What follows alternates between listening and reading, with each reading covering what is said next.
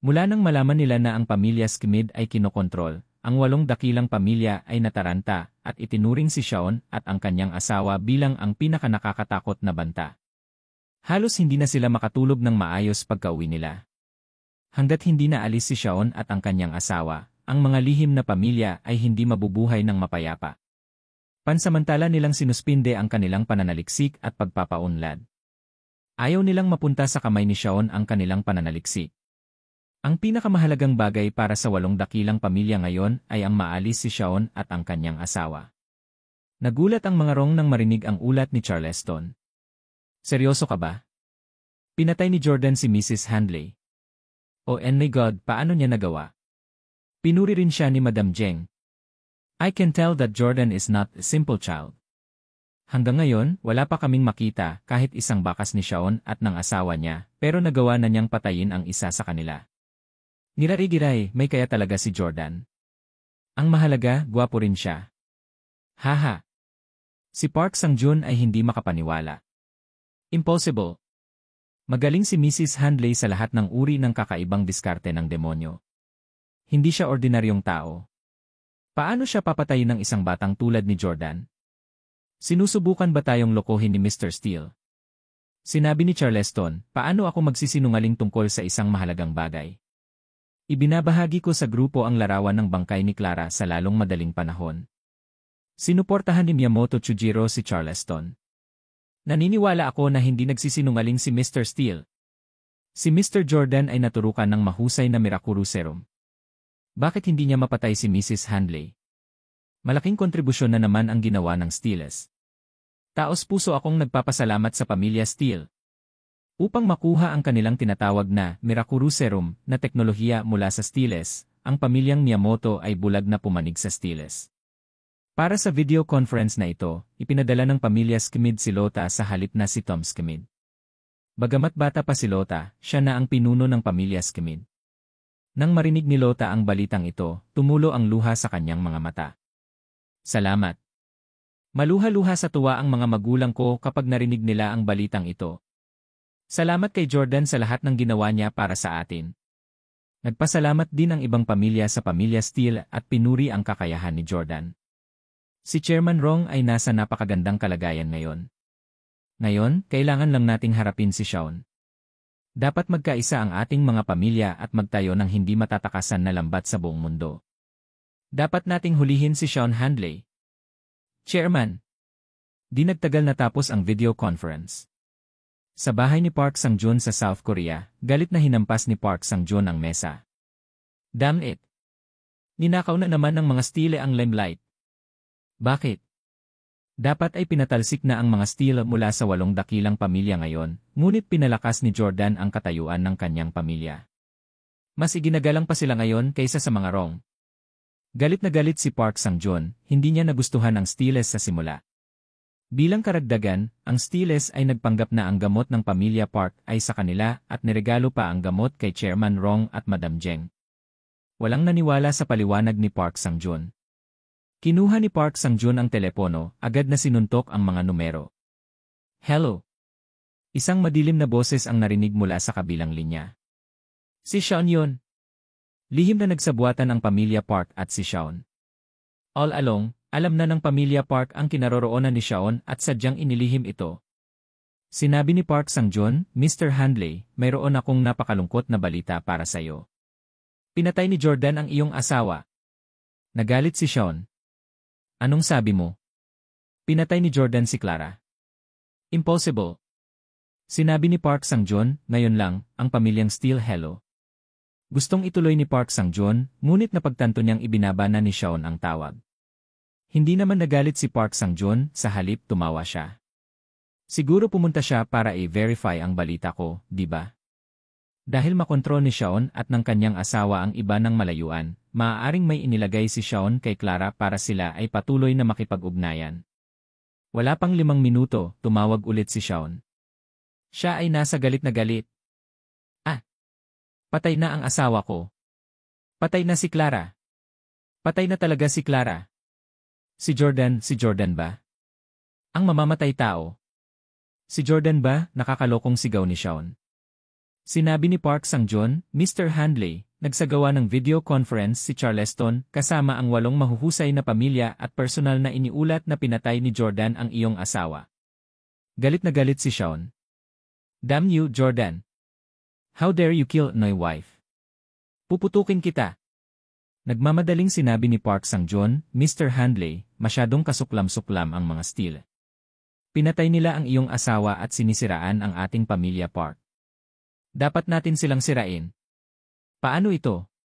May kakayahan kang kontrolin ang mga tao. Handa akong tulungan kang mapalapit kay Charleston. Kontrolin mo si Charleston tulad ng pagkontrol mo kay Tom Schmidt at sa kanyang asawa. Bilang Charleston, ang Steelers ay mapapailalim sa iyong kontrol. Maaari mong patayin si Jordan sa isang utos lamang. Gayunpaman, linawin muna natin ang mga bagay-bagay. Pagkatapos nito, makakakuha tayo ng kalahati ng mga ari-arian ng pamilya Steele. Ito rin ang dahilan kung bakit tinawagan ni Park Sang-joon si Shawn. Alam niyang may mga kakayahan si Shawn na wala sa iba pang mga lihim na pamilya, kaya gusto niyang gamitin siya para maalis ang mga Steele.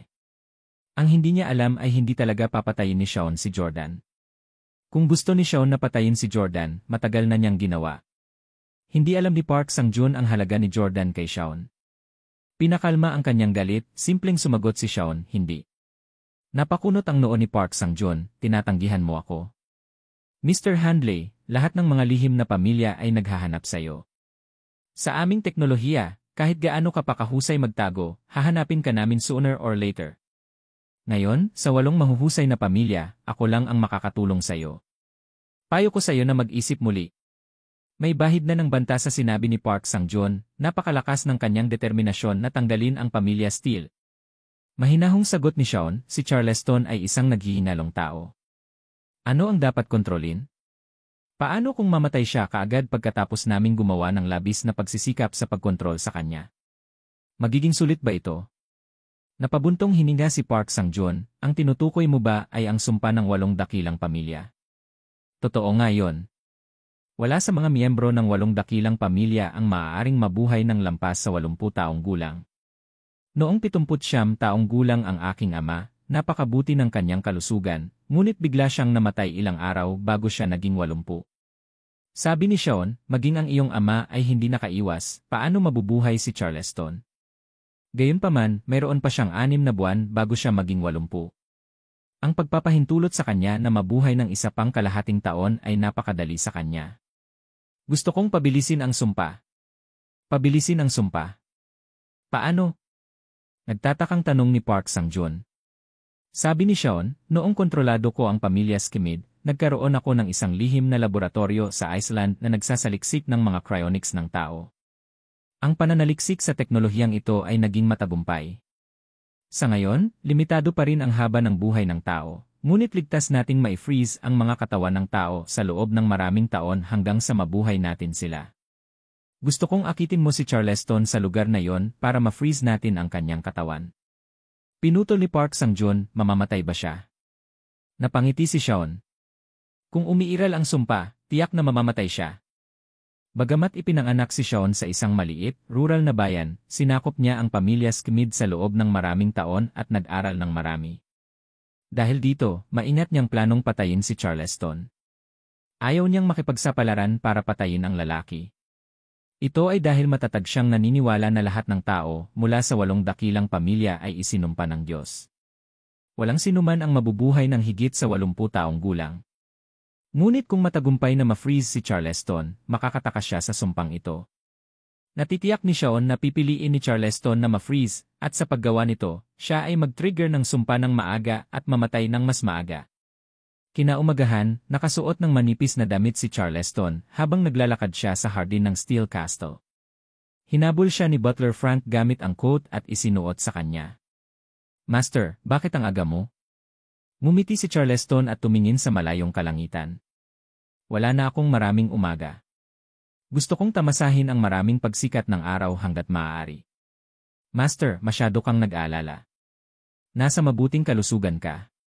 Magiging maayos ka. Isang buntong hininga ang lumabas sa kulubot na labi ni Charleston. Butler Frank, sa tingin mo dapat ko bang ihanda ang aking kalooban ngayon? Pagkatapos kong mamatay, sa tingin mo kanino ko dapat ibigay ang pamilya Steele? Si Jess o si Jordan? Matapat na sumagot si Butler Frank, matalino at may kakayahan si Mr. Jordan. Siya ang pinakamahusay na kandidato.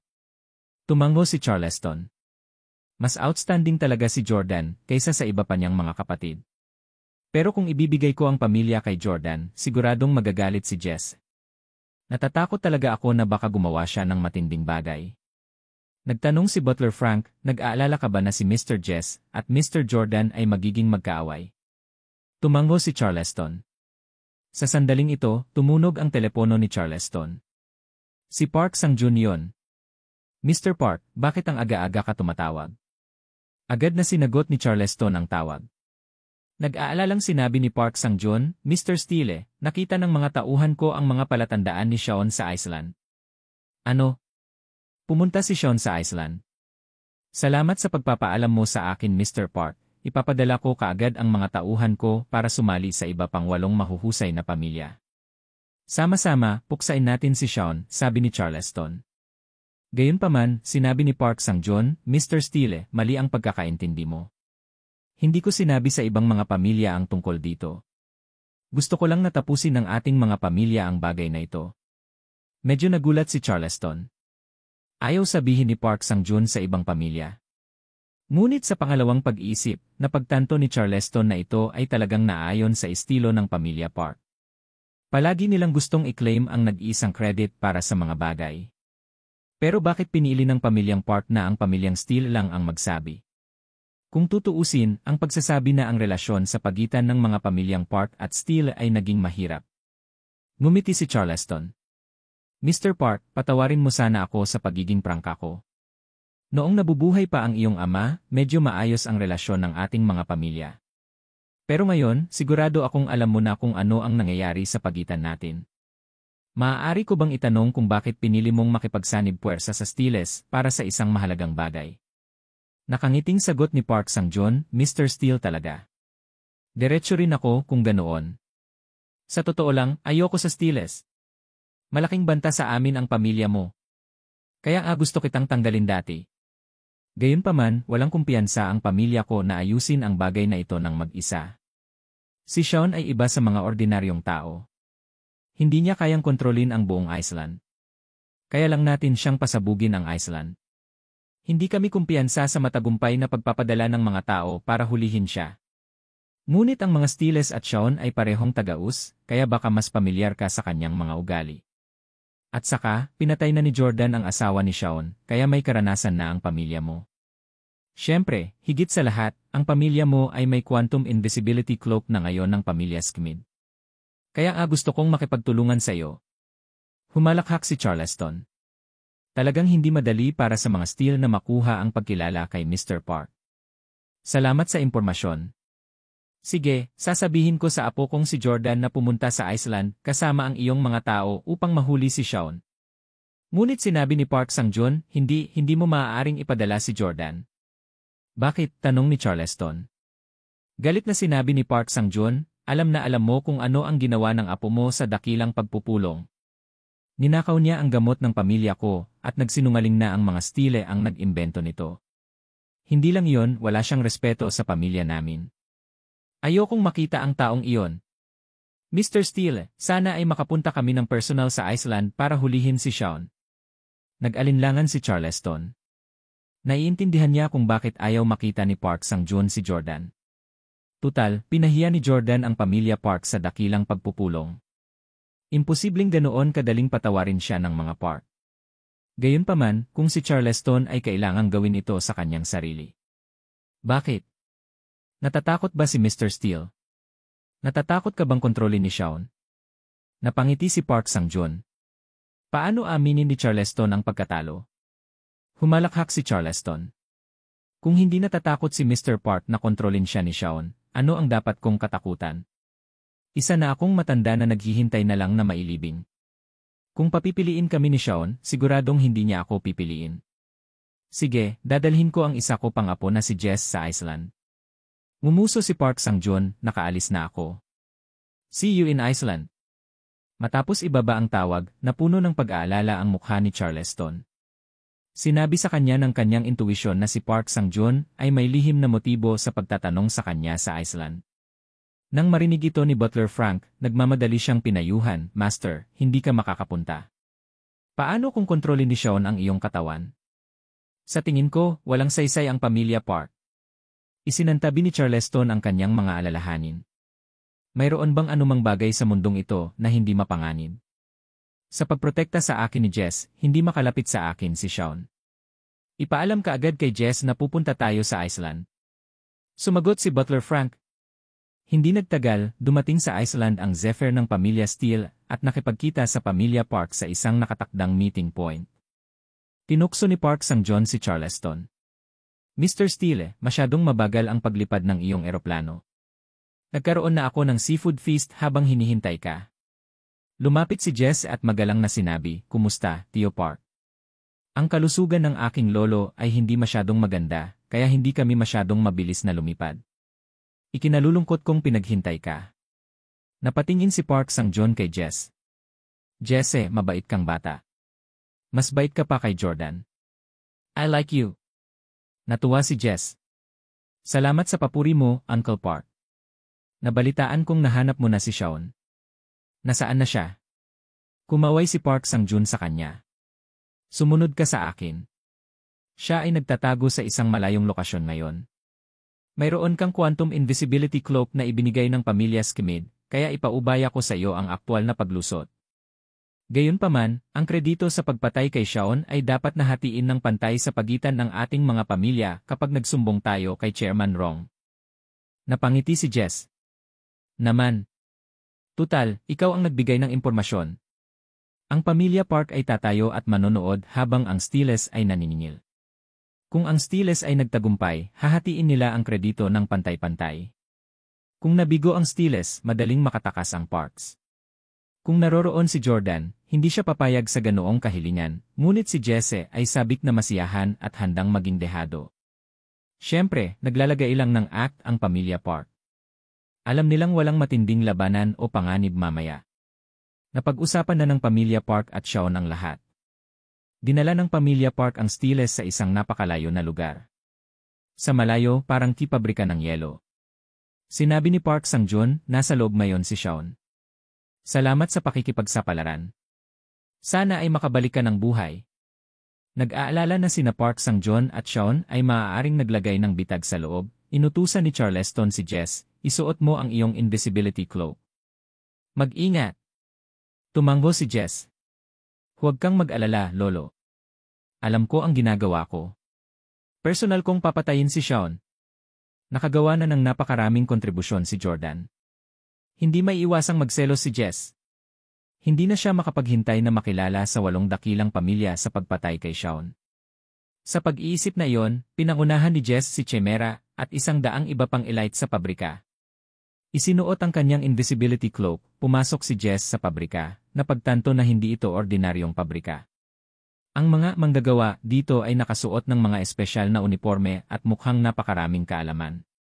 Hindi sila mukhang mga manggagawa sa pabrika, ngunit mas katulad ng mga siyentipikong mananaliksik. Anong ginagawa nila? Hindi mawari ni Jess kung ano ang kanilang sinasaliksik. Ngunit wala siyang oras para pag-isipan ito ngayon. Dahan-dahan siyang umakyat kasama si Chimera para hanapin si Sean. Biglang nakita ni Chimera ang isang medyo may edad na lalaki. Mukha siyang madilim at nagbigay ng nakakatakot na vibe. "Sean Handley." Nakita ni Jesse ang larawan ni Sean at ng kanyang asawa na ibinigay ni Lota sa 8 dakilang pamilya. Agad naman siyang nakilala ni Jesse. Ang lalaking iyon ay si Sean. "Mew." Isang pusa ang biglang lumipad patungo kay Chimera. Alam ni Jesse na napakahusay ng mga Handley sa paggamit ng mga pusa para pumatay ng tao, at natakot siyang mapatay ang pinakamagaling niyang kampon, kaya agad niyang kinuha ang kanyang baril at tinutukan si Sean. Bang! Mukhang pinaghandaan si Sean. Na-miss siya ng shot. Ano? Nagulat si Jess. Invisible siya, kaya hindi siya nakita ni Sean. Masyado lang siyang maswerte. Tila napagtanto ni Sean na isang bala ang lumitaw mula sa kung saan. Nag-iingat siya at tumalon sa bintana mula sa ikatlong palapag. Habulin mo siya. Sinubukan ni Chimera at ng iba pa ang kanilang makakaya na habulin si Shaun, ngunit hindi nila ito mahanap kahit na hinanap ang radius na mahigit 10 kilometro. Sa ngayon, kontrolado na ng mga tauhan ni Jesse ang buong pabrika. Pagkatapos magtanong sa paligid, nagulat si Jess nang makitang isa itong laboratorio ng E-Human Cryonics na itinakda ni Shaun. Pumunta siya rito para magtago sa 8 dakilang pamilya. Sa kabutihang palad, natuklasan ito ng pamilya Park sa tamang panahon. Hindi na namin siya mahahanap pagkatapos niyang matagumpay na ma-freeze. Tahimik na natuwa si Jess. Agad na tinawagan ni Jesse ang kanyang lolo para magsumbong. Lolo, Jesse, kamusta ka? Ayos ka lang ba? Ayos lang ako, lolo. Nakita ko si Shaun. Sayang lang at tumakas siya. Gayunpaman, kontrolado namin ang kanyang Human Cryonics Laboratory. Human Cryonics Laboratory. Lolo. Lumalabas na si Shaun ay gumagawa ng teknolohiya ng cryonics ng tao sa nakalipas na 10 taon. Ang kanyang teknolohiya sa lugar na ito ay malamang na nalampasan ang mga pamilyang Rong at Zheng. Iniisip ko kung dapat ba nating kunin ang laboratorio na ito at huwag sabihin sa pamilya Park. Sabi ni Charleston, ako na ang bahala sa bagay na ito. Manatili ka rito pansamantala. Pagkatapos ibaba ang tawag, naglakad si Charleston papunta kay Park Sang-joon. Nang makita ang nakaka-relax na ekspresyon ni Charleston, ngumiti si Park Sang-joon, mukhang walang nangyari sa apo mo. How was it? Patay na ba si Shaun? Sabi ni Charleston, paumanhin na binigo kita, Mr. Park. Nakataka si Shaun. Pumuso si Park Sang-joon, anong basura? Hindi naging madali para sa akin na malaman ang lokasyon niya. Mahigit 100 mga nasasakupan ko ang isinakripisyo ko para dito, pero hinayaan niyo siyang makatakas. Humingi ng tawad si Charleston. Kasalanan ni Jess. Paumanhin, ngunit natuklasan ni Jess ang sikretong Human Cryonics Laboratory ni Shaun. Dapat ba tayong pumunta at tingnan? Nagulat si Park Sang-joon, Human Cryonics. Noon pa man ay gustong magsaliksik ng aming pamilya sa lugar na ito. Mabilis, tingnan natin. Sabay silang dalawa na pumunta sa laboratorio. Matapos tanungin ang mga mananaliksik sa laboratorio, ang mga pamilyang Steele at Park ay parehong napagpasyahan na ang pag-unlad na ginawa dito ay higit na nakahihigit kaysa sa ibang mga pamilya. Tumawa si Park Sang-joon, mukhang may natamo ako pagkatapos ng lahat. Sa teknolohiyang ito ng Human Cryonics, kaya kong mabuhay ng higit sa 100 taon. Mr. Steele, Jesse, nahirapan kitang pumunta dito. Maaari ka nang umalis. Kung may balita pa tungkol kay Shaun sa susunod, tiyak na ipapaalam ko sa'yo. Huwag mo na siyang hayaang makawala pa. Nagkatinginan sina Charleston at Jess. Malinaw na gusto ni Park Sang-joon na monopolyo ang laboratorio na ito. Sabi ni Jesse, Tito Park, ako po ang nakadiskubre nitong laboratorio, hindi po tama na monopolyado mo ito, di ba? Mumuso si Park Sang-joon, kung hindi ko lang ibinigay sa iyo ang impormasyon, matutuklasan mo ba ang lugar na ito? Sinabi ni Charleston, kung hindi ko sinabi sa iyo ang tungkol sa nahanap ni Jess, at palihim na inookupahan ang lugar na ito, hindi mo malalaman na ang pabrika ay talagang isang laboratorio ng cryonics ng tao, tama ba? Tama, Mr. Park, sabi ni Jess. Madali sana nating ilihim ang laboratorio na ito at kunin ito para sa ating sarili. Ngunit dahil lahat tayo ay nagtutulungan, dapat nating hatiin ng pantay-pantay ang mga benepisyo, hindi ba? Si Park Sang-joon ay naglagay ng isang aksyon. Siyempre, wala naman siyang balak na monopolyahin ang lugar na ito. Nagkunwaring malalim ang iniisip ni Park Sang-joon, sige, dahil naging patas ka, papayag akong hatiin ang lugar na ito ng pantay-pantay sayo. Salamat, Tito Park. Sinabi ni Park Sang-joon, ang aming dalawang pamilya ay mag-iwan ng tig-negatibo 100 lalaki dito upang bantayan ang lugar na ito. Bukod sa amin, walang ibang makapasok, kahit ang pamilya Rong. Pumayag? Tumango si Charleston. Sige, kung ganoon, alis muna ako. Magalang na tanong ni Jess, Uncle Park, ayaw mo bang malaman pa ang tungkol sa cryonics ng tao? Tahimik na sagot ni Park Sang-joon, I'm only in 50. I am not nearing 80 years old and about to die. Bakit ako mag-abala pang alamin ang tungkol dito ngayon? Sinadya ang mga salita ni Park Sang-joon at hindi mahahalata ang ekspresyon ni Charleston. Kung nandito si Jordan, siguradong sasampalin niya si Park Sang-joon. Mabilis na dagdag ni Park Sang-joon, Mr. Steele, hindi kita pinag-uusapan. Huwag mong isapuso. Aalis muna ako. Paglaan kayo ng oras para maintindihan ang research. Sa pamamagitan nito, umalis si Park Sang-joon, na iwan ang 100 subordinates upang bantayan ang lugar na ito. Inalo ni Jess si Charleston. Lolo, huwag mong isapuso ang mga sinabi ni Park Sang-joon, pero tama siya. Hindi ka ba palaging nag-aalala tungkol sa sumpa? Ngayon, maaari mong i-freeze ang iyong katawan. Maaari ka naming buhayin pagkatapos mong lumipas ang edad na 80. Hindi ba masisira ang sumpa noon? Tumango si Charleston. Iyon talaga ang solusyon. Sa halip na mabuhay sa takot araw-araw, mas mabuting hibernate. Sa ganoong paraan, maaari siyang imatulog at pagkatapos ay mabuhay muli. Sa ganitong paraan, masisira ang sumpa. Sa susunod na 3 araw, nakuha ni Charleston ang lahat ng nangungunang siyentipiko sa ilalim ng pamilyang Steele na makipagtulungan sa mga mananaliksik ng pamilyang Handley upang makita kung ang teknolohiya ay tunay at epektibo. Sa wakas ay kinumpirma ng mga siyentipiko ng pamilyang Steele na ang mga mananaliksik ng pamilya ng Handley ay hindi nambobola. Ang teknolohiya ay totoo at ang cryo chamber ay gumagana. Pagkatapos ng isa pang 3 araw ng pagsasaalang-alang, nagpasya si Charleston na pumasok sa cryo chamber at mag-hibernate ng 1 taon. Matapos gawin ang desisyong ito, agad na ipinaalam ni Charleston si Jordan na sumugod. Sa Zephyr 3, magkasamang nakaupo sina Jordan, Victoria at Loren sa maluho at komportableng upuan, umiinom ng champagne habang patungo sila sa Iceland. Maganda ang mood ni Victoria. Pagkatapos ng mga nakaraang araw, sa wakas ay nakahinga na siya ng maluwag. Ang babaeng sumailalim sa plastic surgery ang pumalit kay Victoria sa kasong pagpatay. Sa huli, hindi rin nakakulong ang babae. Sa halip, binigyan siya ng Black Ops team ng cover story na siya ay nasa isang undercover na misyon upang imbestigahan ang grupo ng mga nagbebenta ng droga. Sinabi nila na pinatay niya ang biker bilang bahagi ng misyon. Bilang karagdagan, hindi na tinatalakay ng internet ang insidenteng ito.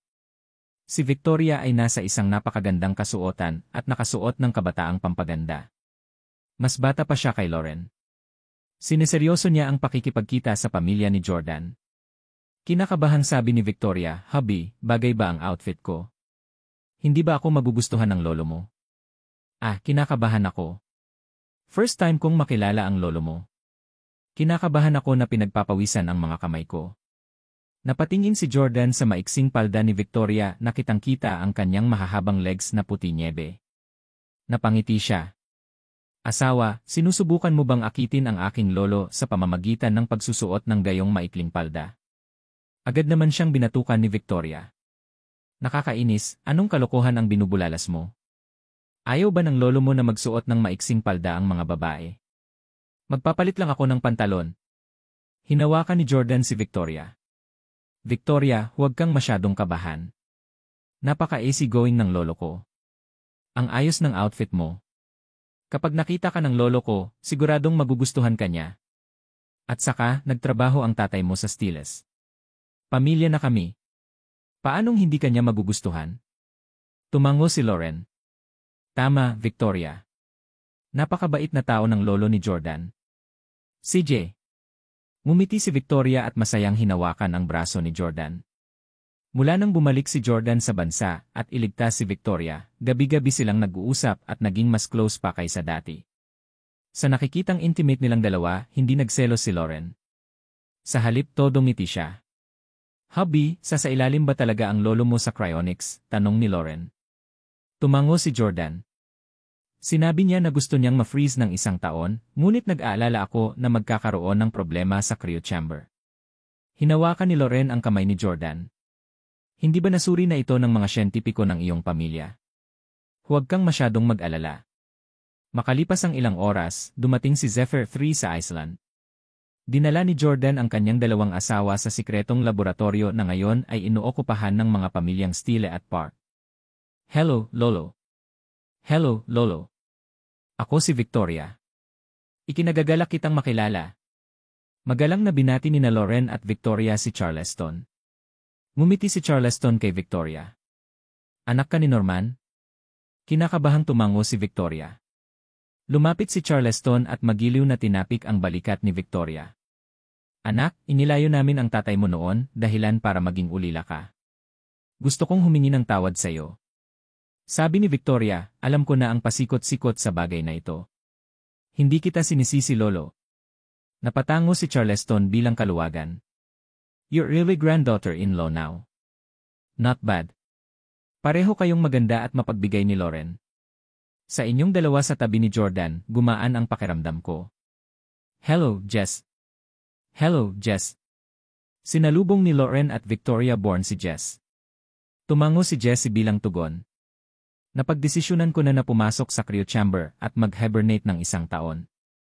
Sa panahong ito, ipapaubaya ko na kay Jess at Jordan ang lahat ng usapin ng pamilya Steele. Dapat kayong magtulungan at protektahan ang aming pamilya. Huwag hayaang gumawa ng anuman sa amin ang mga tagalabas, maintindihan, sabi ni Charleston. Dahil si Charleston ay papasok pa lamang sa hibernation, hindi pa siya patay, kaya hindi siya pumili sa pagitan ni Jess at Jordan. Sa halip, hinayaan niyang magtrabaho silang dalawa. Walang pagtutol sina Jess at Jordan. Sinabi ni Jordan, Lolo, may panganib ba? Bakit hindi tayo maghintay ng kaunti bago magpasya? Sumagot si Jesse, malapit nang magnegatibo 80 si Lolo. Paano kung may mangyari? Ngumiti si Charleston. Jordan, huwag kang mag-alala. Maraming beses nang maingat na sinuri ng research team namin ang cryo chamber. Walang problema. Sige, itigil mo na ang pakikipagtalo tungkol sa akin. Papasok na ako sa cryo chamber. Ipapaubaya ko ang pamilya Steele sa inyo mga kapatid. Habang nanonood ang lahat, nagpalit si Charleston ng kanyang damit at nagsuot ng espesyal na cryonics suit. Pumasok siya sa cryo chamber.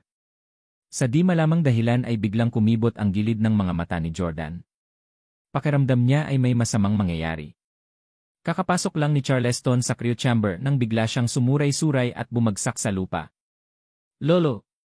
Agad namang sumugod si Jordan at tinulungan ang lolo. Lolo, okay ka lang ba? Kinawayan ni Charleston ang kanyang kamay. Wala lang. Nadulas lang ako. Iyay! Biglang tumalsik si Charleston ng isang subo ng dugo. Lolo! Si Jesse, Lauren, Victoria at ang iba pa ay nag-aalalang sumugod. Magsagawa ng physical check-up sa aking lolo ngayon, angal ni Jess.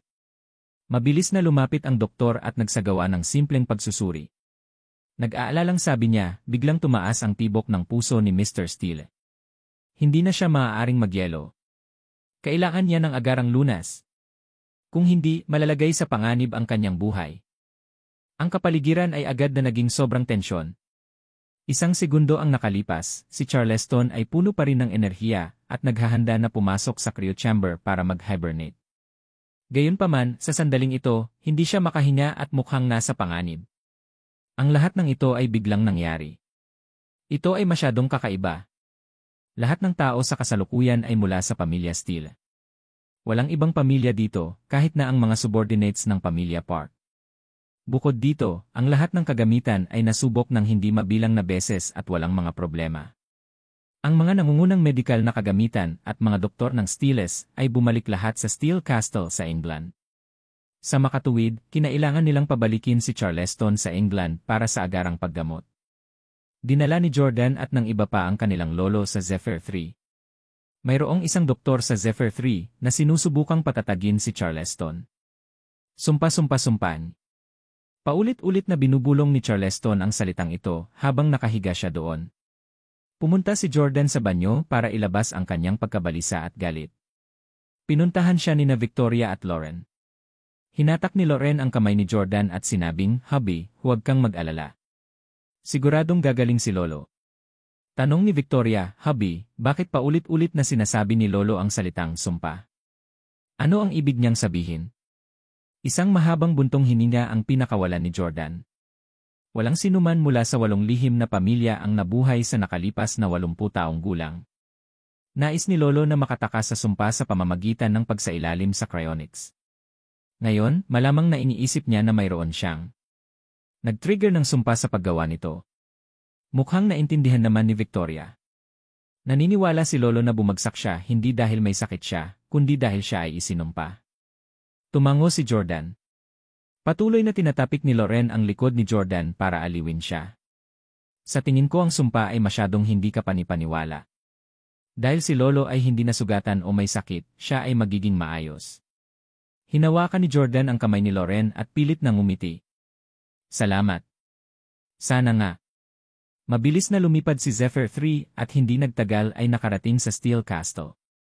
Sa ngayon, natanggap na ng Steel Castle ang balita. Ang lahat, kabilang ang mga doktor, nurse at maging ang mga hardinero at tagapaglingkod ng kastilyo, ay pinakilos. Tumayo sila sa entrance para batiin sila. Pagkalapag ng eroplano, agad na sumugod ang mga doktor at itinulak si Charleston sa kastilyo. Sina Jordan, Jesse at ang iba pang miyembro ng pamilya ay sumunod na malapit sa likuran. Sa pagdaan nila sa isang grupo ng mga katulong, isang maganda at makapal na babae na nakasuot ng uniforme ng katulong ang lumapit kay Jordan. Nag-aalalang tanong niya, Jordan, anong problema ni Lolo? Ito ay walang iba kundi ang dating asawa ni Jordan, si Hailey.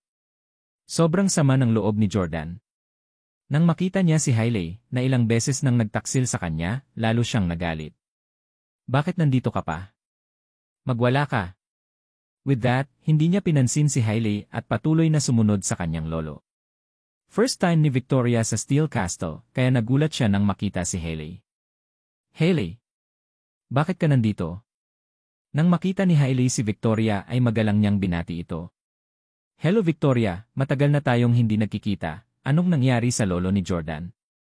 Hindi rin gusto ni Victoria si Hailey. Alam niya kung gaano nasaktan ni Hailey si Jordan noon. Si Charleston ay nasa isang kritikal na kondisyon at si Jordan ay nabalisa na dahil doon. Gayunpaman, nandito pa rin ang idea na ito na nagpapahirap sa kanya. Malamig na sagot ni Victoria, bakit ka nandito? Niloko mo si Jordan at nakipagtalik sa ibang lalaki. Anong karapatan mong narito? Sa sandaling ito, ipinaliwanag ni Lauren, Victoria, hiniling ni Jess kay Hailey na maging katulong dito para parusahan siya sa ginawa niya kay Jordan. Kaya naman dito nananatili si Hailey. Tumango si Victoria bago sinabi kay Hailey, Hailey, siguro nagsisi ka na, pero sa kasamaang palad, naniniwala ako na napakahirap baguhin ang ugali ng isang tao. Sa oras na magkaroon ka ng relasyon, kahit gaano ka pa nagsisisi, matutukso ka pa rin sa hinaharap at muling magkamali. Payo ko sa iyo na umalis sa lugar na ito. Kasabay nito, pumasok siya sa kastilyo kasama si Lauren. Nakasuot ng servant's uniform si Hailey at napaka-sweet niya at inosente. Siya rin ay may napakagandang figura, hindi naman mababa sa Victoria o Lauren. Ngunit ibinaba pa rin niya ang kanyang ulo at mapagpakumbabang nakinig sa mga payo ni Victoria. Nang makalayo na silang dalawa ay naglakas loob na lang magtaas ng ulo si Hailey. She cursed Victoria in her heart, Victoria, anong karapatan mong sabihin yan tungkol sa akin? Ako ay hindi tapat, ngunit hindi bababa sa ako ay. Virgin nung pinakasalan ko si Jordan. Ikaw naman? Nakatulog ka na sa hindi mabilang na mga lalaki noong nakilala mo si Jordan. Isa ka lang matanda, ginamit na babae. Si Lauren lang ang may karapatang pagalitan ako sa pagiging marumi. Matapos makapasok sa surgical theater sa Steel Castle, ang mga nangungunang doktor sa ilalim ng pamilya Steel ay nagtipon-tipon upang gamutin si Charleston.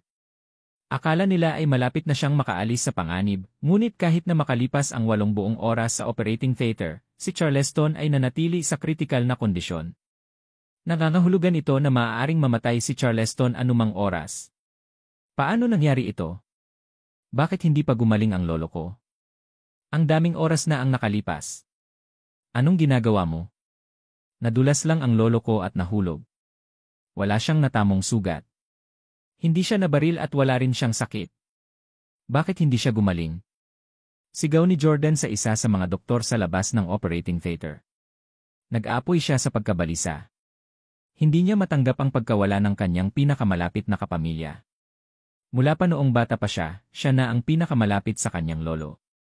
Ang relasyon niya sa kanyang lolo ay mas malapit pa sa relasyon niya sa kanyang mga magulang. Tumayo din si Jess sa may pintuan. Jordan, anong silbi ng pagalitan mo ang doktor? Gusto rin niyang pagalingin si lolo, di ba? Napatingin si Jordan kay Jess. Palagi niyang iniiwasang makipagtalo sa kanyang kapatid, ngunit ngayong may malubhang karamdaman ang kanyang lolo, wala na siyang pakialam. Galit na sabi ni Jordan, kung hindi mo dinala si lolo sa Iceland at natuklasan mo ang hangal na laboratorio na iyon, walang mangyayari sa kanya. Isa pa, ang pamilya Park ay hindi mabuting tao. Marahil ito ay isang bitag na ginawa ng pamilya Park. Bakit mo pinabayaan ang iyong pagbabantay laban sa kanila? Nagalit din si Jess. Sinasabi mo na ako ang may kasalanan sa aksidente ni Lolo. Ideya ni Lolo na pumunta sa Iceland. Anong klaseng bitag ang itinakda ng pamilya Park para sa atin? Ang teknolohiya ng cryonics ng tao ay tunay. Nakuha natin ang advanced na teknolohiyang ito dahil sa misyon na ito. This is all to my credit. Kaya kahit anong teknolohiya ang ibinalik mo ay mabuti, samantalang kahit anong ibalik ko ay nakakasira ng negosyo ng steel. Alam kong gusto mong imonopoli ang pamilya ng steel. Hindi mo kailangang yumuko sa ganoon kababang antas. Nagmamadaling pumwesto si Victoria sa kanilang dalawa at sinabing, Jess, hindi iyon ang ibig sabihin ni Jordan. Kayong dalawa, please calm down and stop arguing. Kapag nalaman ni Lolo na nag-aaway kayong dalawa, magagalit siya ng husto. Lumapit din si Lauren at hinawakan ang kamay ni Jordan. Tama na, hubby. Huwag kang magagalit. Tinabig ni Jordan ang kamay ni Lauren at umalis. Hubby, saan ka pupunta? Nag-aalalang tanong ni Lauren. Idlip ako, sabi ni Jordan. Yun mumuso si Jess. Napakawalang galang na apo.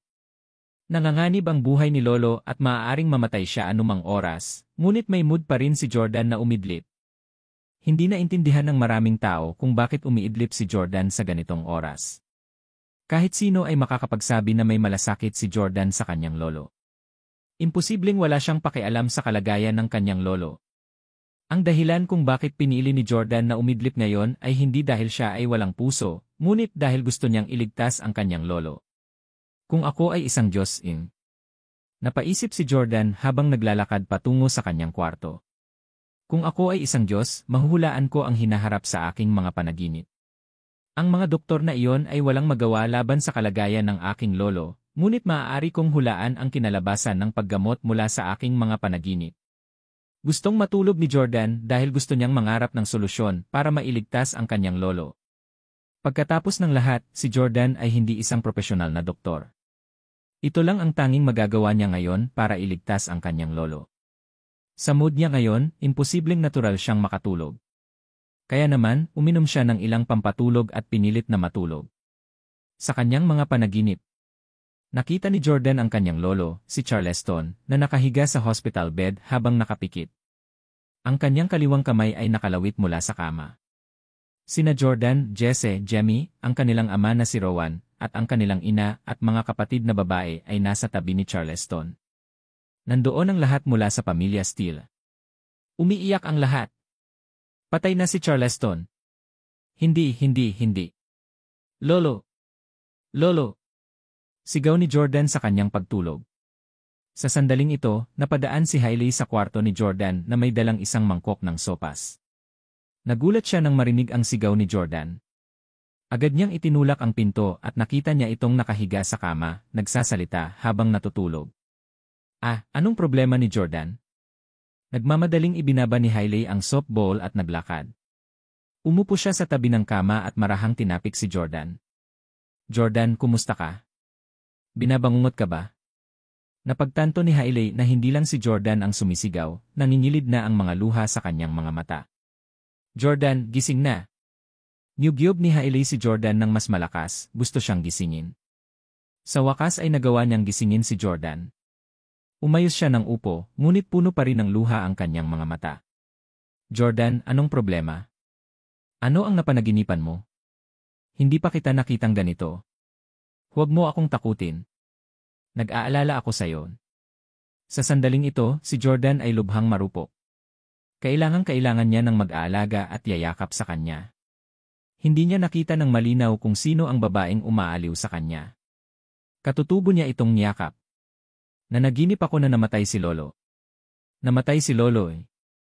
Niyakap ni Jordan si Hailey at humagulgol. Natigilan si Hailey. Hindi siya nagulat sa napanaginipan ni Jordan, ngunit nanyayakap siya nito. Matagal-tagal na rin simula nang niyakap siya ni Jordan. Anong nostalhik na pakiramdam? Jordan, mahal kita. Niyakap pabalik ni Hailey si Jordan ng mahigpit, ninanamnam ang sandaling ito. Inalo niya ito, ayos lang, mahal. Panaginip lang iyon. Mabuti pa ang lolo mo. Naisip ni Jordan na niyakap niya si Lauren o si Victoria, at desperado niyang sinabi, mahal, magiging maayos ba ang lolo ko? Tumango si Hailey. Hubby. Siguradong gagaling ang lolo mo. Nakangiti si Hailey sabay yakap kay Jordan. Sa sandaling ito, dumating sina Victoria at Lauren dahil nag-aalala sila kay Jordan. Pagpasok nila sa kwarto, nakita nila sina Jordan at Hailey na magkayakap. Natigilan silang dalawa. Hubby, bakit kali? Hindi maintindihan ni Lauren kung bakit niyakap ni Jordan si Hailey. Laking gulat ni Jordan nang makita niya sina Victoria at Lauren sa pintuan. Bakit nasa labas ang dalawa niyang asawa? Sa kasino ang kayakap niya ngayon? Agad namang umatras si Jordan. Nang makita niyang karga-karga niya si Hailey ay agad niya itong itinulak palayo. Bakit ikaw? Bakit ka nandito? Nang makitang hindi alam ni Jordan na kayakap niya si Hailey ay agad na nagalit si Victoria. Lumapit siya at sinampal si Hailey. Smack! Ah! Napasigaw si Hailey sa sakit. Sinabi ni Victoria sa sobrang marangal na paraan, Hailey, sinamantala mo si Jordan habang siya ay nasa isang mahinang kalagayan. Kami ni Lauren ang kanyang kasalukuyang mga asawa. Hindi namin hahayaan ang isang babaeng tulad mo na lalapit muli sa aming asawa. Galit na galit si Hailey. Paano ko siya sinamantala? Napadaan ako kanina at narinig kong sumigaw si Jordan, kaya pumasok ako para tingnan. Nung nakita ko siyang binabangungot, ginising ko siya. Paano ko malalaman na yayakapin niya agad ako sa oras na magising siya? Akala niya ako si Lauren. Kamukhang kamukha ko siya. Ang ganda-ganda namin pareho. Kasalanan ko ba? Naiinis na sabi ni Victoria, ikaw. Naglakas loob ka bang ikumpara ang sarili mo kay Lauren? Tumayo si Hailey. Parehas ang figure niya kay Victoria. Bakit hindi ko maikumpara ang sarili ko kay Lauren? Virgin pa kami ni Lauren noong ikasal kami ni Jordan. Unlike you. Galit na galit si Victoria. How dare Hailey try to slut-shame her over such a matter? Saglit na huminto si Victoria bago sinabing, may iba pa akong lalaki bago ko kasama si Jordan, ano? Hindi ganoong klaseng tao si Jordan. Wala siyang pakialam sa nakaraan ko. Paano kung virgin ka? Kailan mo ikinasal si Jordan? Ibinigay mo ba ang iyong unang pagkakataon sa kanya? Nagkaroon ako ng kapareha bago ang kasal. Hindi ito isang bagay na mababago ko dahil hindi ko alam na makikilala ko si Jordan sa hinaharap. Ngunit kung mayroon akong ibang mga lalaki pagkatapos ng aming kasal, iyon ay isang hindi mapapatawad na kasalanan. Galit na galit si Hailey. Victoria, huwag kang masyadong busog sa iyong sarili. Dahil hindi mo pa ito nagagawa ay hindi mo na ito gagawin sa hinaharap. Agad na iniunat ni Victoria ang kanang kamay at nagmura. Maaari akong sumumpa sa langit na kung magkakaroon ako ng relasyon pagkatapos na makasama si Jordan, tatamaan ako ng kidlat ni Victoria. Sigaw ni Lauren kay Victoria. Anong mali? Nagulat si Victoria kay Lauren. Sabi ni Lauren, Victoria, tingnan mo ang asawa natin. Umiiyak na siya. Huwag ka nang makipagtalo kay Hailey. Noon lang napansin ni Victoria ang pagpatak ng luha sa mukha ni Jordan. Sumakit ang puso niya para sa kanya. Sinamaan ng tingin ni Victoria si Hailey bago ibinaba ang kamay nito. Umupo siya sa tabi ni Jordan at inaliw siya kay Lauren. Sa sandaling ito, biglang lumakad si Butler Frank. Mr. Jordan. Nang makita ni Jordan na lumitaw si Butler Frank, alam niyang may mahalagang bagay siyang i-anunsyo. Agad na tumayo si Jordan. Butler Frank, kumusta ang lolo ko? Si Butler Frank ay mukhang napakaseryoso. Umiling siya at sinabing, Mr. Jordan, natatakot akong hindi makaabot si Mr. Steele. Bumalik na siya sa kanyang silid at gusto niyang tawagan kita. Sa tingin ko gusto niyang sabihin sa iyo ang kanyang huling mga salita. Muling bumuhos ang luha ni Jordan. Hindi. Ang pangarap ni Jordan ay nagkatotoo. Nais ni Jordan na hulaan ang isang paraan upang tratuhin ang kanyang lolo sa kanyang pagtulog. Sa kasamaang palad, napanaginipan niya ang pagkamatay ng kanyang lolo. Kung talagang isang Diyos si Jordan, magkakaroon siya ng kakayahang hulaan ang hinaharap sa kanyang mga panaginip. Dahil napanaginipan niya ang eksenang ito, tiyak na mangyayari ito sa hinaharap. Sinabi ni Butler Frank, hiniling din ni Mr. Steele si Emma Lauren, Ines Victoria at Emma's Hailey na pumunta ng magkasama. Ano? Hindi kakaiba para kay Charleston na hilingin din sina Victoria at Lauren. Sa bagay, asawa sila ni Jordan, kaya pamilya sila. Kaya natural lang na naroroon sila para sa mga huling salita ni Charleston. Ang ikinagulat ng lahat ay hiniling din niya ang dating asawa ni Jordan na si Hailey. Napatakip ng bibig si Hailey sa gulat. Hindi niya inaasahan na gusto siyang makita ni Charleston bago siya mamatay. Sa sobrang tuwa ni Hailey ay tumulo ang luha sa kanyang mga mata. Tuwang-tuwa siyang sumigaw, "Lolo! Si Lolo ang pinakamagaling." Itinuring pa niya ako kapag gumagawa ng kanyang kalooban. "Mahal ko si Lolo." "Lolo, huwag kang mamatay. Papunta na ako." Dahil doon, nagmamadaling lumabas ng pinto si Hailey. Oops! Sa sobrang excited niya, natapilok si Hailey habang tumatakbo palabas ng pinto. Gayunpaman, hindi siya naapektuhan. Agad siyang bumangon at tumakbo patungo sa kwarto ni Charleston. Ang babaeng ito. Galit na galit si Jordan. Mahilig sa pera si Hailey. Sa sandaling marinig niya na ipahayag ni Charleston ang kanyang kalooban, siya ay nagmamadaling umalis ng mas mabilis kaysa sa iba. Pero kahit gaano pa kayaman ang pamilya Steele, paano pa kayang ibigay ni Jordan si Hailey ng kahit ano pagkatapos nitong lokohin? Kung naging bilyonaryo si Hailey pagkatapos matanggap ang bahagi ng mga aset ng pamilya Steele, mabubuhay siya ng walang pakialam. Deserve ba niya ito matapos siyang lokohin kasama sina Tyler, Brad at Kaden? Paano ito kabayaran? Gayunpaman, ngayong nasa panganib ang kanyang lolo, wala sa mood si Jordan na isipin si Hailey. "Lolo!" Naalala ni Jordan ang eksena sa kanyang panaginip at mabilis na tumakbo palabas. Nagkatinginan sina Victoria at Lauren. Pakiramdam ni Victoria ay walang magawa. Makakakuha ba ang babaeng iyon ng bahagi ng mga aset ng pamilya Steele? Umiling si Lauren. Buntong hininga, baka dahil ipinanganak niya ang anak ni Jordan, bilisan natin. Napabuntong hininga din si Victoria. Medyo nainggit silang dalawa na ipinanganak ni Hailey ang anak ni Jordan. Maya-maya pa ay nakarating na silang lahat sa kwarto ni Charleston. Napuno ang silid ng mga miyembro ng pamilya Steele. Nakita din ni Jordan ang kanyang pangalawang kapatid na si Jamie na nagmamadaling bumalik mula sa larangan ng digmaan. Jordan. Espesyal na hinintay ni Jamie si Jordan sa pintuan. "Engan." Hinawakan ni Jordan ang braso ni Jamie at sabay na naglakad papasok. Gustong pumasok ni Hailey sa kwarto, ngunit kinalagkad siya ni Jordan pabalik. Hindi pa dumarating sina Victoria at Lauren. Anong karapatan niyang pumasok muna? Pagkatapos nito, dinala ni Jordan ang kanyang dalawang asawa sa tabi ng kama ni Charleston. Nasa huling hininga na si Charleston. Lumuhod si Jordan sa harap ng kama habang may luha sa mga mata. "Paano ito?" "Lolo, ayos ka lang sa Iceland. Bakit bigla kang Pilit na ngumiti si Charleston sa kanyang maputla at walang buhay na mukha. Walang makakatakas sa sumpa ng Diyos. Ako ay handa na ang pag-isip. Lumuhod din sina Victoria at Lauren sa harap ng kama, tumulo ang mga luha sa kanilang mga mukha. Tinignan ni Charleston ang kanyang dalawang apong babae at iniunat ang kanyang kamay na nagpapahiwatig na sila ay lalapit. Si Victoria ang unang sumulong. Tumingin si Charleston sa kanya at sinabing, "Victoria, nakakaawa kang bata. Sana mabawi ni Jordan lahat ng pinsalang na idulot namin sa'yo."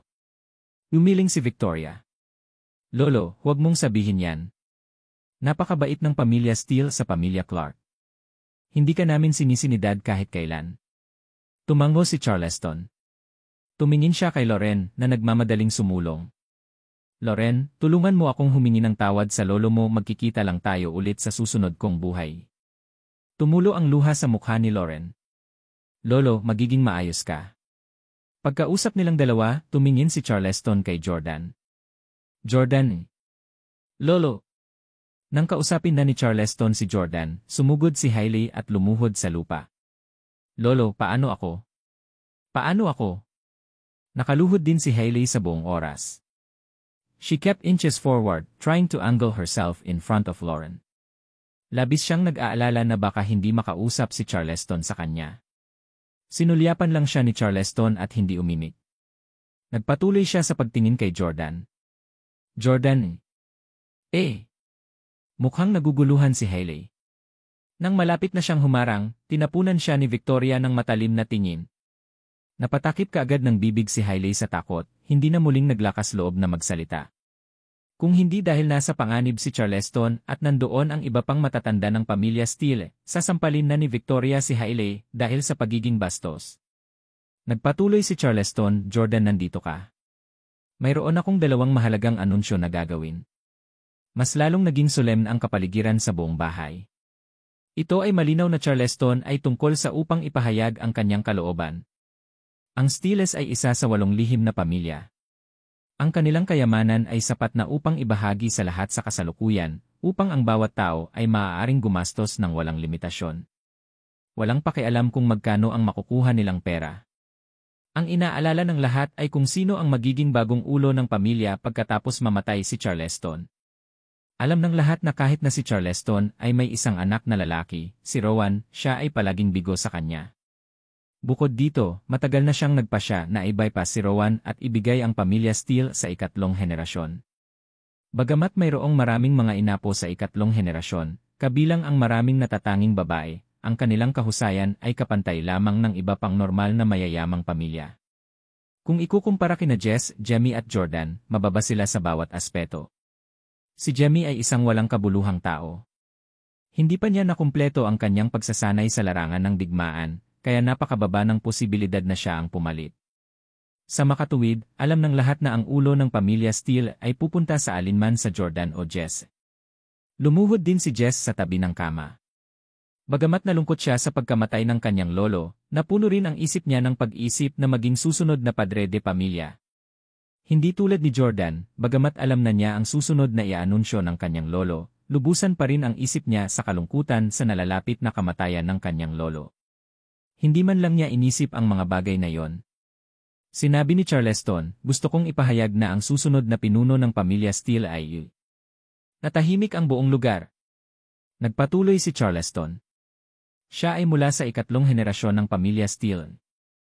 Nilingon ni Charleston si Jess. Jess? Ano? Gulat na bulalas ni Jamie. Siya lang ang nagsalita ng malakas, ngunit halos lahat ay gulat na gulat tulad niya. Alam ng lahat na bagamat si Jordan ang pinakabatang kapatid, mula nang malaman niya ang tungkol sa sikreto ng pamilya, ang kanyang mga tagumpay at talento ay higit na nalampasan ang kay Jess. Bakit pipiliin ni Charleston na ipasa ang posisyon ng pinuno ng pamilya Steele kay Jess? Lolo! Napasigaw si Jess sa tuwa. Maging siya ay nagulat na pinili siya ng kanyang lolo bilang kahalili niya. Sa kaibuturan, alam ni Jess na ang kanyang lolo ay laging nangungulila kay Jordan. Kamakailan lamang, ito ay dahil lamang sa mga pagsisikap ni Jordan na ang Steeles ay nailigtas mula sa pagsipa ng iba pang mga lihim na pamilya. Kung hindi dahil sa Jordan, ang Steeles ay hindi na magiging miyembro ng 8 dakilang pamilya. Hindi na nakapagtataka na naisip ni Jess na natalo siya kay Jordan. Sumabog sa tuwa si Jess. Lolo, huwag kang mag-alala. I swear, aalagaan kong mabuti sina Jamie, Jordan at ang mga kapatid natin. Aalagaan kong mabuti ang lahat sa pamilya Steele. Talagang ibabalik ko ang pamilya Steele sa dati nating karangalan. Hindi ako papatalo sa ibang pamilya. Nagpatuloy sa pagluhod sina Victoria at Lauren sa lupa. Bagaman nakaramdam sila ng galit sa kanilang asawa, nanatili silang maayos at marangal. Nasa huling hininga na si Charleston. Paano ka makikipagtalo sa isang matandang lalaki na malapit ng mamatay? Ibinaba ni Jordan ang kanyang ulo. Hindi siya nagpakita ng anumang reaksyon sa kinalabasan na ito. Ngunit imposibleng hindi siya makaramdam ng kaunting sama ng loob dito. Kung tutuusin, dapat nakita ni Lolo ang kakayahan ni Jordan. Natapos din ni Jordan ang lahat ng kanyang mga misyon sa pagsasanay ng napakahusay. Dahil lamang sa mga kakayahan ni Jordan, kaya nakaligtas ang mga Steele. Kung hindi, sila ay pinalayas ng iba pang mga lihim na pamilya. Higit sa lahat, alam ng lolo ni Jordan na maaaring isang Diyos si Jordan. Bilang isang Diyos-Diyosan, tiyak na maakay ni Jordan ang pamilya Steele sa kaluwalhasyan at yurakan ang iba pang 7 pamilya sa ilalim ng kanyang mga paa. Kaya bakit pinili ni Charleston na ibigay ang posisyon ng ulo ng pamilya kay Jess, kahit alam niya ang espesyal na pagkakakilanlan ni Jordan? Hindi pinabulaanan o tinanong ni Jordan ang kanyang lolo. Alam niyang may dahilan ang kanyang lolo kung bakit niya ito ginagawa. Pinili niyang igalang at tanggapin ang anumang kaayusan na ginawa ng kanyang lolo. Walang nangahas na magtaas ng anumang pagtutol, maliban kay Hailey, ang tanging tagalabas sa silid. Hindi tama yan, lolo. Sa mga apo mo, hindi ba ang dating asawa kong si Jordan ang pinaka-namumukod-tangi? Dapat mong ipasa sa kanya ang posisyon ng padre de pamilya. Nagsalita si Hailey para kay Jordan hindi dahil dati niyang asawa, kundi para sa kanyang kapakinabangan. Alam niyang magulo na ngayon ang relasyon ni Jesse at Jordan. Kung kontrolado ni Jesse ang pamilya Steele, maaaring paalisin niya si Jordan sa pamilya. Maaaring walang maiiwan si Jordan. Kung si Jordan ay naiwan, ang kanyang anak na kasama ni Hailey ay maiiwan din sa wala. Bagamat kinasusuklaman ni Victoria at Loren si Hailey, naipahayag niya ang gusto nilang sabihin, ngunit hindi niya pinangahasan. Dahil dito, tumingin sila sa kanya sa ibang liwanag. Ngunit nagangalit si Jess. Pinandilata ni Jess si Hailey, isang mamamatay tao na layunin ang kumikislap sa kanyang mukha. EDA. How dare you question my grandfather's decision? Anong karapatan mo? Niloko mo si Jordan nung ikinasal ka sa kanya. Napaka-inosente at mabait si Jordan. Siya ang pinakamay kakayahan at mabait sa aming magkakapatid. Nung nalaman kong sinaktan mo si Jordan, hindi na ako makapaghintay na patayin ka. Kung hindi pa siya nagsusumamo sa iyong mga lalaki, nakiusap na sana siya agad para sa iyo. Ang giidiri na ito. Hindi. Magsasalita na sana si Jess nang may pumigil sa kanya. Si Charleston iyon. Lolo. Nagulat si Jess sa kanyang lolo. Tinawag ni Charleston si Hailey. Halata namang may something siya sa kanya. Bibigyan ba ako ng lolo ni Jordan ng pera? Oh and my God, I'm so excited, bibigyan niya ba ako ng ilang milyon? Iyon ang pinakamaliit na magagawa niya, tama ba? Pagkatapos ng lahat, nanganak ako ng isang anak na lalaki para sa pamilyang Steele. Hahaha, buti na lang at nagkaroon lang ako ng anak sa walang kwentang Brad na yan. Kung hindi, baka wala akong karapatang lumuhod dito ngayon. Tuwang-tuwa si Hailey. Kinakalkula na niya kung magkano ang makukuha niyang pera. Kahit ang isang taong walang hiya, gaya ni Hailey, ay naisip lamang na makakuha ng bahagi ng yaman ng mga Steele. Hinding-hindi siya mangangahas na managinip tungkol sa susunod na sinabi ni Charleston. Napatingin si Charleston kina Jordan at Hailey. Ang pangalawang bagay na gusto kong i-anunsyo. Yun ba? Jordan, gusto kitang pakasalan. Hailey ulit. Boom! Diyos ko ni. Ano? Yuhi. Ang dating tahimik na silid ay nagkagulo na ngayon. Lahat ay hindi napigilang mapasigaw sa gulat. Masyadong nakakabigla ang kahilingan ni Charleston. Ito ay mas nakakagulat kaysa sa anunsyo kung sino ang padre de pamilya. Gusto niyang pakasalan muli ni Jordan si Hailey. Pero niloko ni Hailey si Jordan noon pa. Hindi ba ibig sabihin noon ay kailangan na niya itong patawarin? Kahit na pinili ni Jordan na patawarin siya, ito ay isang bagay sa pagitan ni Jordan at Hailey. Bakit nakikialam si Charleston sa kanilang dalawa? Si Jordan ay mayroon ng dalawang magagandang asawa. Hindi siya nagkulang sa lugar na ito. Bakit naman? Napatulala si Victoria. Mababa ang tingin niya kay Hailey simula noong nasa Orlando siya. Hindi niya inaasahan na hilingin ng lolo ni Jordan si Jordan na pakasalan muli si Hailey. Kung ganoon, hindi ba magiging isang pamilya sina Victoria, Loren at Hailey? Napakagatlabi din si Loren at tumingin kay Hailey. Actually, medyo magkamukha silang dalawa. Naramdaman ni Loren na medyo maganda si Hailey. Ngunit sa lahat sa kasalukuyan, si Hailey ang pinakanagulat. Nakabuka ang bibig niya, naka-O-shape. Napatulala siya. Magpakasal. Jordan muli. Naisip ni Hailey na tinawag siya ni Charleston para bigyan siya ng mana. Pagkatapos ng lahat, siya ay nagsilang ng isang anak na lalaki para sa pamilya Steele at kwalipikadong magmana ng isang bagay. Hindi niya inaasahan ang isang hindi kapanipaniwalang resulta. Sa lahat ng nangyari sa buhay niya, ang pinakamalaking panghihinayang ni Hailey ay ang hiwalayan si Jordan at pinalampas ang pagkakataong maging manugang ng isang mayaman at makapangyarihang pamilya. Sinubukan niya ang lahat ng paraan upang mabawi si Jordan, ngunit hindi niya ito binigyan ng pagkakataon. Sa huli, kinailangan niyang sumuko. Hindi niya inaasahan na tutuparin ng lolo ni Jordan ang kanyang hiling at bigyan siya ng isa pang pagkakataon. Lolo. Tumingin si Jordan kay Charleston na may distressed expression. Nagalit siya nang ipahayag ni Charleston na si Jesse ang magiging bagong pinuno ng pamilya. Gayunpaman, hindi nagpakita ng anumang reaksyon si Jordan. Gayunpaman, hindi maaaring manatiling tahimik si Jordan tungkol dito.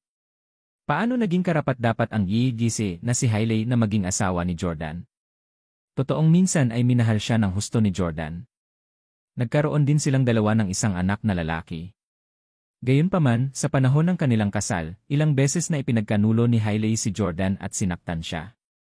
Kung pinili ni Jordan na patawarin siya, hindi ba ito nagpapahiwatig na ayos lang sa isang babae ang makipagrelasyon? Sa hinaharap, lahat ng kababaihan sa mundo ay maaaring manloko kung gusto nila. Lolo, alam mo ba kung ano ang ginawa sa akin ni Hailey noong nakaraan? Paano mo ako mahihiling na pakasalan siya muli? Nasaksihan na ni Jordan ang eksena ng pagkamatay ng kanyang lolo sa kanyang panaginip. Ang kanyang lolo ay malapit ng mamatay, at bilang kanyang anak na anak, anuman ang mga tagubilin ng kanyang lolo, dapat niyang sundin ang mga ito. Wala siyang pagtutol sa paghalili ng ulo ng pamilya. Gayunpaman, para sa usapin ng pagpapakasal muli kay Hailey, wala siyang pagpipilian kundi ipahayag ang kanyang dalamhati, kahit na ang kanyang lolo ay malapit ng mamatay. Dapat sabihin na bagaman may dalawang asawa si Jordan na parehong maganda at talento, si Hailey ang talagang nagpagulo kay Jordan. Hindi nagpaliwanag si Charleston kay Jordan. Sa halip nagpatuloy siya. Gusto kong pakasalan mo ulit si Hailey. At saka, kailangan mong idaos ang kasal sa beach. Sobrang natouch si Hailey sa sinabi ni Charleston. Oh and my God, napakabuti sa akin ni Lolo. Naisip pa niya kung saan namin gaganapin ang aming kasal. Samantala, napaisip si Jordan nang marinig ang sinabi ni Charleston. Isang beach wedding. Hindi ba't paulit-ulit na napanaginipan ni Jordan ang beach wedding nila ni Hailey? Alam ito ng lolo ni Jordan gaya ng sinabi sa kanya ni Jordan. Hindi nagtagal ay napag-usapan na ito ni Jordan sa kanyang lolo. Kung si Jordan ay isang Diyos, ang kanyang mga pangarap ay magiging katotohanan. Sinisikap ng lolo ni Jordan na matupad ang kanyang pangarap. Kung ikinasal sina Jordan at Hailey, ito ay nangangahulugan na ang pangarap ni Jordan ay totoo at siya ay talagang isang Diyos. Naunawaan niya kung bakit ginagawa ito ng kanyang lolo. Ito ay dahil gusto ng kanyang lolo na si Jordan ay maging isang Diyos. Lolo. Ilang sandali, hindi alam ni Jordan ang sasabihin. Bukod sa kanya at sa kanyang lolo, walang ibang nakakaalam na maaaring siya ay isang Diyos-Diyosan. Kasama rito sina Jess, Jemmy at maging ang dalawang asawa ni Jordan. Humina at humina ang paghinga ni Charleston. Jordan, ipangako mo sa akin. Nasa dilema si Jordan. Nang makitang malapit nang mamatay si Charleston, ayaw ni Rowan na makita ang kanyang ama na umalis sa mundong ito nang may panghihinayang. Naglakad siya pasulong at pinindot ang balikat ni Jordan. Jordan, pangako lolo. Matapos mapanalunan ang posisyon ng ulo ng pamilya, naging mas magiliw si Jesse sa Jordan. Bumulong siya sa kanyang tainga, agree for now. Isang mahabang buntong hininga ang pinakawalan ni Jordan at tumango. Sige, lolo. Sumasang-ayon ako sa lahat ng iyong kahilingan. Isang mahinahong ngiti ang lumitaw sa mukha ni Charleston. Ang kanyang mga mata ay nakatuon kay Jordan, hindi ang susunod na pinuno ng pamilya Steele, si Jesse. Tila inilalagay pa rin niya ang kinabukasan ng pamilya Steele sa Jordan lamang. Unti-unti, hindi na siya nakakapit. Dahan-dahang pumikit si Charleston at bumagsak ang kamay sa gilid ng kama. Lolo! Katulad noon, namatay si Charleston habang sumisigaw si Jordan at ang kanyang mga kapatid. Umiral pa rin ang sumpa ng Diyos at walang sinuman sa pamilya Steele ang makakatakas dito. Nagsimulang umiyak ang lahat. Tiningnan ni Jordan ang lahat ng may luhang mga mata. Kapareho ito ng eksenang nakita niya sa panaginip niya. Talagang ako ay isang Diyosa. Talagang may kakayahan akong hulaan ang hinaharap. Ako ang magiging pinuno ng mundong ito. Walang makakabuli sa akin. Talagang walang tao. Si Jordan ay muling naniwala na mayroon siyang pambihirang kakayahan. Umiyak siya ng matagal. Pagkatapos ng hindi malamang tagal ng panahon, pumunta siya sa washroom para maghilamos ng mukha. Paglabas niya ng washroom, nagkataon na lumapit ang kanyang ama na si Rowan. Tatay. Napatingin sa kanya si Rowan. Jordan, sumama ka sa akin. Mag-chat tayo. Dinala ni Rowan si Jordan sa malapit na kwarto. Isinara niya ang pinto, naglabas ng isang kahon ng sigarilyo sa kanyang bulsa, at humihit ng isa. Pagkaraan ng halos 2 minuto, nagtanong si Rowan, Jordan, tiyak na hindi ka nasisiyahan sa sinabi sa iyo ng iyong lolo bago siya namatay. Galit ka ba sa kanya? Hindi sumagot si Jordan. Bagamat ayaw tanggapin ni Jordan ang parehong mga anunsyo ni Charleston, siya ang kanyang lolo kung tutuusin. Ngayong kagagaling lang niya, paanong magalit si Jordan sa kanya? Nagpatuloy si Rowan. Actually, bago pumasok ang lolo mo sa cryo chamber, natakot siya na mamatay siya habang nasa proseso. Kaya nakipag-usap siya sa akin ng maaga tungkol sa kandidato para sa posisyon ng ulo ng pamilya. Noong panahong iyon, pinili na niya ang iyong kapatid na si Jess. Humigop ng tubig si Jordan na may kalmadong ekspresyon. Ang kanyang lolo ay palaging nagpaplano para sa pamatagalan. Malapit na siyang ma-freeze ng 1 taon, kaya natural lang na mag-ayos siya ng maaga. Sabi ni Rowan, tinanong ko siya kung bakit hindi kanya pinili. Iniligtas mo ang pamilya namin at mas may kakayahan ka kaysa sa iyong kapatid. Isa pa, napakalapit mo kay Lota mula sa pamilyang Skimid at mahal na mahal ka ng batang babae na yon. Siya ang pinuno ng pamilya Skimid ngayon at ang nag-iisang anak. Kung magsasama kayong dalawa, magiging iyo ang pamilyang Skimid. Kaya tinanong ko ang lolo mo kung dahil ba ito kay Lota. Kapag napangasawa mo si Lota, maaari kang maging pinuno ng Skimid, habang si Jess ay maaaring maging pinuno ng mga Stile. Sa ganitong paraan, kayong dalawa ay maaaring maging pinuno ng isang lihim na pamilya. Hindi lamang kayo hindi makikipagkumpetensya sa isa't isa, ngunit maaari rin kayong magtulungan upang mapabuti ang pamilya Stile. Ang mga iniisip ni Rowan ay may ilang lohika sa kanila. Napaka-inosente ni Lota at mahal na mahal si Jordan. Bilang karagdagan, iniligtas ni Jordan ang pamilya Skimid. Naniniwala siya na pagdating ng panahon, tiyak na mapangasiwaan ni Jordan ang pamilya Skimid. Si Tom at ang kanyang asawa ay hindi magkakaroon ng anumang pagtutol. Nagpatuloy si Rowan. Sumagot ang lolo mo na hindi lang ikaw ang mamamahala sa pamilya Skimid, kundi mamumuno ka rin sa lahat ng 8 mahuhusay na pamilya. Sa iyong kakayahan, hindi mahalaga kung ikaw ang maging pinuno ng pamilya Steele o hindi. Hindi ito pareho para kay Jess. Buong buhay niya ay hinahabol niya ang posisyon ng pinuno ng pamilya Steele. Kung hindi siya napili, maaaring mahulog siya sa depresyon o maging kaaway mo. Malamig na singhan ni Jordan. Sinasabi ba niya na naging masyadong makapangyarihan si Jordan para magmana ng pamilya Steele? Sa bandang huli, mas nagdudot pa rin si lolo kay Jess. Nagtataka na tanong ni Rowan, Jordan, bakit sa tingin ng lolo mo kaya mong pamunuan ang lahat ng lihim na pamilya? Ito ay maliwanag na hindi sinabi ni Charleston kay Rowan na si Jordan ay maaaring isang Diyos. Napakahalaga ng bagay na ito kay Jordan, kaya hindi rin niya sinasadyang sabihin sa ama. Umiling lang siya at hindi sumagot. Tumango lang si Rowan na walang balak na usisain pa. Sinabi niya kung tungkol sa pagpapakasal muli kay High Lady. Agad na putol ni Jordan.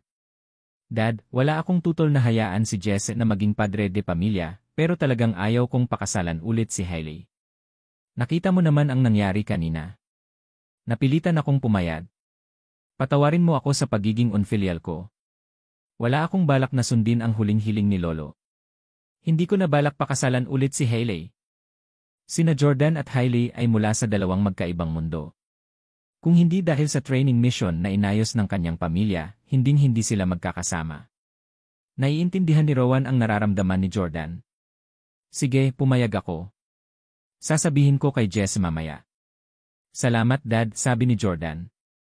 Ilang sandali pa, biglang nagtanong si Jordan, Tay, pwede ba akong magtanong sa'yo? Tumango si Rowan. CJ. Nagpatuloy si Jordan. Logically speaking, ang posisyon ng Steele family head ay dapat ipasa mula sa isang henerasyon hanggang sa susunod.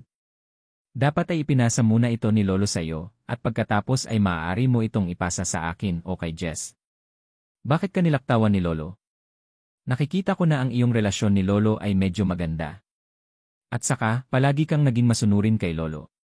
Nagawa mo rin ng maayos sa ilalim ng pag-aayos ni Lolo. At saka sa kakayahan, hindi ko akalain na mas mababa ka sa amin. Hindi tanga si Rowan.